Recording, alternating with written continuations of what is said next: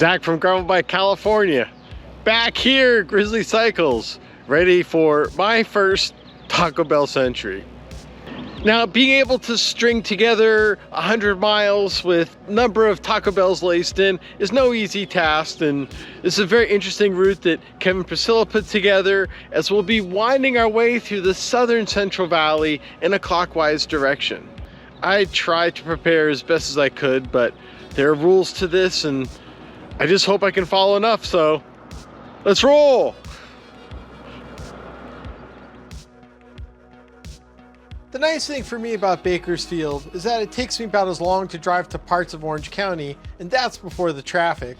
As coming down the Grapevine, it's hard to grasp we'll be coming around the bottom of it, still able to get to Grizzly Cycles in time for an 8 a.m. start where, yeah, people were already ready for tacos. With our planned route 105 miles, the elevation numbers didn't tell the whole story, with spread out stops and unexpected challenges in the second half that don't show up in profile. So there was no big fiesta on the rollout, as we were about to live Moss for the next 105 miles, heading east out of town into the sun, with Eric ready to hold extra tacos if we needed, as I was still forming my strategy at this point.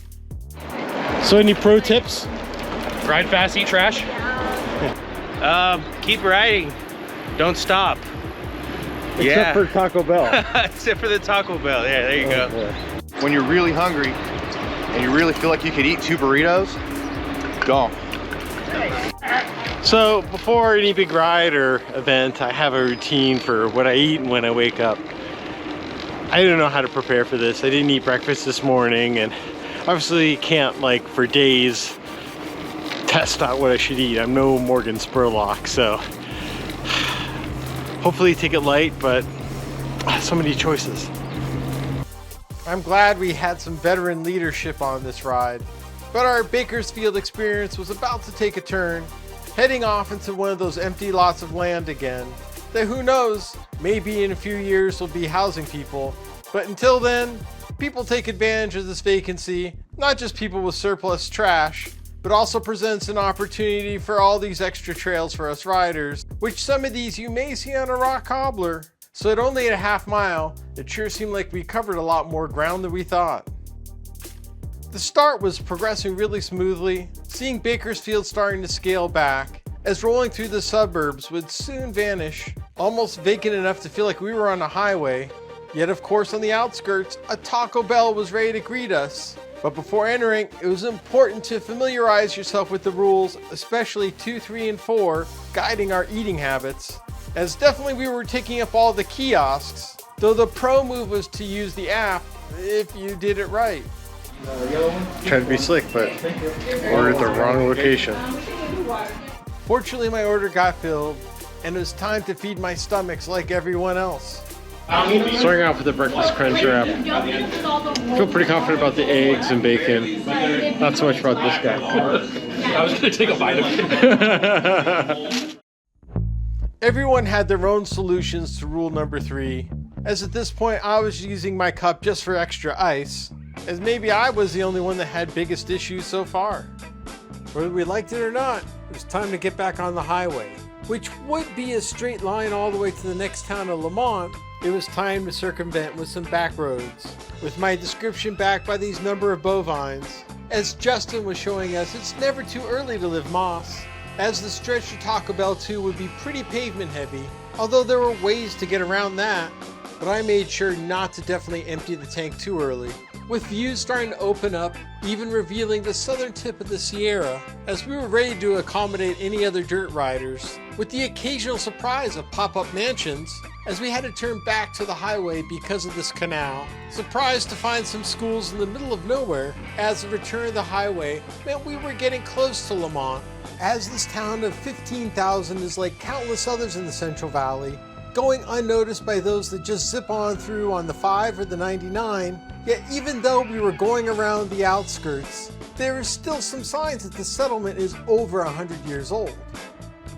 While there's some unusual traffic to me outside of town, I was enjoying that these 2-lane roads were pretty straightforward, quiet, but not exactly feeling alone, as there were opportunities to dine, but they're not Taco Bells, which reminded me it was time to pull out the phone and order ahead. But I also noticed with no one behind me that the group was really starting to split up, as finally we got some taste of riding some back farmland roads, which felt like prime gravel, but was only short-lived, as we were now transitioning back onto concrete into the town of Arvin, with this water tower the most prominent structure in town, which was slightly larger than the previous, sitting at 20,000, but Arvin was formed closer to the turn of the century, thanks to the former site of this depot bringing trains into town. Time to bring the lineup of our own into the next Taco Bell, where finally I got my thumbs working properly, with Kevin receiving some points deduction ordering from the kiosk, as thankfully it was still time for breakfast.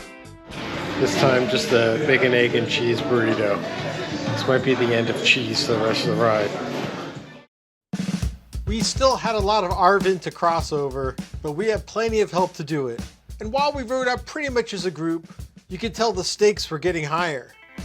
It's 20 miles to the next Taco Bell and it's hit 80 degrees, so what's the problem?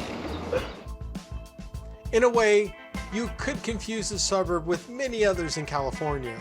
And I guess we were noteworthy enough to make it onto some Instagram reel, as we had 5 miles of pavement heading due south.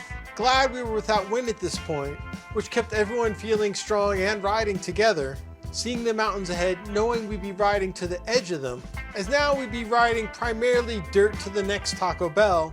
And if you knew the space was gridded into half-mile intervals, you could kind of anticipate when the turns were coming up, as I was glad to partner up with Gene for the majority of the rest, as even though these were prime gravel roads, we took the opportunity to slip down in pavement, feeling like saving some watts would pay off at some point, though pushed back up as if there was some type of directive. But the dirt had clearly separated the group, as everything got isolated really fast, able to spot the front group at least a half-mile ahead, which it was encouraging we were on the right path. And lucky somehow our route was avoiding these dust-ups, with word having it that some had already turned back at the last Taco Bell. Our challenges here in the dirt was few, although somehow this farm road was the most heavily trafficked we'd be on for a while, which I figure would make our next stop taste a lot more grainier. These occasional homes look like an oasis to us, although the water crossings were more the literal term, as our next quick paved connection raised some eyebrows with what was that speck down there, really scaling up on size when it came close, feeling the force even as it took the other side of the road. As we got back onto dirt, we were slightly inching up for the next 4 miles, although it was hard for us to make it out in relative terms, because in all this open space we felt pretty small. Hard to compare our proportions next to some of the repetitive features, but there was a big regroup after being out in the sun for so long. As these almond trees didn't provide shade while riding, being in the middle of the day, it was smart for us to be riding together, trying to navigate our route, because it's really easy to make mistakes out here. And seeing these solar panels was not encouraging, knowing things were supposed to bake in this area, as we were feeling like we were close to the next stop, weaving our way out to another one of the anomalies of the Central Valley, with agriculture just to our left, parallel to these industrial complexes on the right. Now, most of the people don't know this area as Wheeler Ridge, and it's hard to imagine there was a post office here as far back as 1923, as this is known as a major stop for people coming down the Grapevine, and we were going to have at it at this Taco Bell, with a Taco Bell sandwich between other franchises inside, but we double-checked our maps. There was another one on the other side of the 5, providing a little more shade, which is where we had to keep our head on a swivel the most for the day, as I imagine there's no local bike advocacy group here, just a lot of shoppers whizzing in and out of the outlets. Thankful we chose this other location, with a much more accommodating patio, as shade was the biggest luxury we could have, other than meal number 3. This time I'm going with the classic stacker. I swore I wouldn't do this, but a lot of cheese. I really want the beef. See how this plays out. Our next phase began going around the backside of Wheeler Ridge, where there was a lot of square footage suggesting human presence, and even the Swedes know about Wheeler Ridge. Maneuvering our way towards the Aqueduct, which would start a stretch of 15 miles following this waterway, followed by another 20 until our next Taco Bell, easily making our longest stretch between getting water, although there were plenty of signs not to take advantage of the H2O to our left, seeing a number of others around for their own recreation, as for the most part it was smooth riding for us. Seeing some access roads to the north we'd soon be joining, as I was enjoying this pretty packed down surface, with our biggest impediment meandering around the gates every few miles. As it got interesting towards the top, not just seeing a number of more vehicles, but this big long descent by this pumping station you see while driving down the 5, and it definitely is a lot of fun going down, but just a note, be careful of other cars coming up. But my biggest problem was dropping my water bottle on one of the potholes, knowing that every ounce was going to make a difference. I hope I wasn't getting too dropped by picking up my findings, as I can't blame anyone for taking up speed at this point, although there's other reasons out there to be careful, as there's one thing I wasn't aware of going through the valley, as there's another pumping station nearby that had me a little distracted on this downhill, as this one needed a little bit more attention, being our most rugged section along the Aqueduct, being a little choose-your-own-adventure going across the road, finally reconnecting alongside where things got plainer, giving a chance to check up where I was at. For all you GI doctors checking in, I think I'm doing okay here. Something about having too much cheese. No, carbs sound good, but I don't know how long this will play for. I think I'd make a killing if I was an umbrella salesman out here. Glad to have the opportunity to really chug out the miles by just putting your head down and seeing them tick off when you check back. As even though aqueducts themselves should be flat, there were some undulations going alongside, and Gene would know even more going with his single speed, as our biggest challenge was finding the proper opening on the exits, and switching over meant we were most of the way done, now forever being on the north side of the canal. But I was starting to feel the effects of eating different food I wouldn't normally eat on longer rides. A juxtaposition seeing so many people working out here while it was so quiet at Wheeler Ridge. Strange to go over a bridge following the aqueduct as it spanned over Old River Road, and even though we weren't on a river, these people didn't care, as I was starting to get kind of dry and our settings were not helping. Saying goodbye to this channel that connects all the way up to the Bay Area, not knowing how difficult the next stretch would be ahead. Recollecting, our group had really whittled down at this point, and I wanted some of these oranges, but rules are rules. Hard to believe we still have 40 miles left. I think we actually really need the water, as you can tell by my stuttering. With others dropping out, I was starting to worry about not having a fallback plan. We were just down to following what the GPS told us, now finally turning due north with most of our elevation behind us. But like the vines, there was a lot of scarcity out there. Welcome to cross some actual infrastructure intersecting Corpus Road, as these mounds might have addressed farming from days past, as we were trying to keep a sunny side up attitude, thinking the rest would be cake, being about 2/3 done. And now turning towards the last 2.5 miles of dirt of this long segment. Other than a few tumbleweeds at first, we thought it'd be cake, until it got to a point where we really needed cleanup on aisle 7 and had no choice just to go through it. Thankful I didn't choose my gravel sandals for the day, and I thought it was pretty slick finding a cleaner parallel road, but unfortunately it was short-lived, bringing us back to the main one, which turned to our most noteworthy portion of the day. Battling the deposits that dried up from Buena Vista Lake decades ago. That was one of the most unusual surfaces I've ever ridden, with the top layer being crusty but disintegrating on impact, making this a sand pit we just would have to bully our way through. And for me this wasn't a race, I just had to keep going from falling over, and when I stopped at an intersection hoping there'd be a better way out, the gods were not in my favor, as I just had to trudge ahead, basically throwing watts down like I was in an uphill sprint. So thankful to finally make it out to South Lake Road, and with no trees around, I took refuge underneath the signal as everyone started to merge one by one. That hopefully didn't absorb anyone like quicksand, because we all just went through it. Ain't no thing, right? Hell yeah. We had some circumventing to do, But at this point, it felt like it was just us and these automatrons of 18-wheelers that kept passing us at a syncopatic pace, noting how these long, wide turns did nothing to defer truck speeds, this ranch looking featureless other than the marquee, and finally street signs, when there's no point to them, made everything seem a bit more irrational. It was impressive the watts Eric was putting out on his loaded Omnium, as we just saw at Sea Otter how much fun you can have doing it, although less so in a few moments discovering a mechanical. Flats are a natural occurrence, and maybe we're playing with house money because we've done pretty good so far.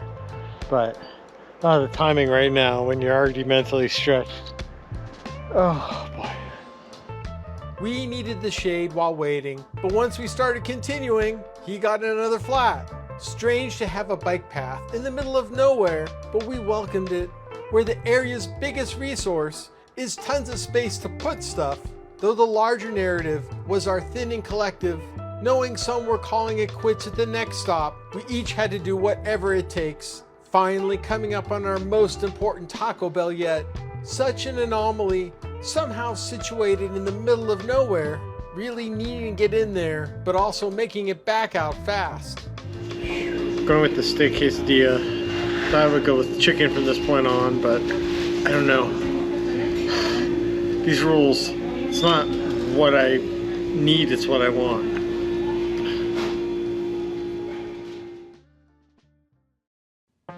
While it was nice for the truck driver to wait for us crossing Taft Highway, always beware of a passing car behind, now continuing with just 21 miles left. Last Taco Bell is only a mile away from Grizzly, so I think I'm just gonna chug it here. Got some paceline action, hopefully. Cut this wind down. Not until we probably turn to the east will it be nice to us. Let's get there. Our shadows were getting long, and our group only totaled 5. Coming up on the socially distanced Kevin Hardwick Kern Raceway, hearing some practice laps providing ambient sound, distracting enough in this state to almost hit this pole, taking the pass underneath I-5 that most drivers are unaware of, with my rear camera knowing about the gaps before me, followed by another circumvention of Highway 43 that I had never heard of, as now it seemed just down to me, Allie, and Jeff that you could follow their adventures on rim brakes and gravel, getting a little lost, trying to stick to the planned route, using a cut through along the canal, cutting down the distance a little, finally returning to some form of habitation, giving us some encouragement that the end was near, even though we still had a dozen miles to go. And while these extra wide boulevards may not be the most effective overall use of space, returning to this level of infrastructure made me take a deep breath, like we were coming out of time travel or something, reconnecting with the Kern River Bikeway, now making the journey even stranger, feeling like I was in a billboard for a new planned community, which always pictures cyclists, but we had real-world problems trying to avoid cramps as the scale changed, getting deeper into Bakersfield. And even though the bike path was just feet away, we followed the gravel en route, lest we get DQ'd at this point. Soon exiting the bike path, putting us on city streets for the duration, having never directly ridden the neighborhood just west of downtown. That was a showcase of regal homes well before our time. That's something you miss on the faster streets going across town, recognizing the central core of Bakersfield, and understanding these connections from way back when. With the mural signaling, we were headed to the north of 178, and Taco Bell number 5 questionably fulfilling my final requirement. Yeah, cinnamon twists may not be Mexican food, but it's what I can handle, and there's no presets on the rules, so chow down. Goodbye, Taco Bell, for today. Just a mile back to Grizzly, feeling an undescribed form of accomplishment without a finish line. No need for pageantry, as completion was reward enough, and seeing Gene and Eric pull in soon after, making me confirm that the Taco Bell century, you'll feel it in more ways than one. Well, I mean, physically, I don't feel too bad, but everything else on the inside, but still great adventure, fun trying to figure out where we were, where we're going, and just putting faith in the system. So yeah, this was a fun event. I'd love to get switched up every year, so maybe it can't be worse next year. I'm jinxing myself. Anyways, you want to support us, go ahead, hit the subscribe button, or please like our videos and go to our shop or support us on Patreon so we can bring you more from the State of Dirt and Taco Bell. Yes. Do the rules say you have to finish it? Otherwise, it's not a mission. Please, please. Oh. Yeah. Okay.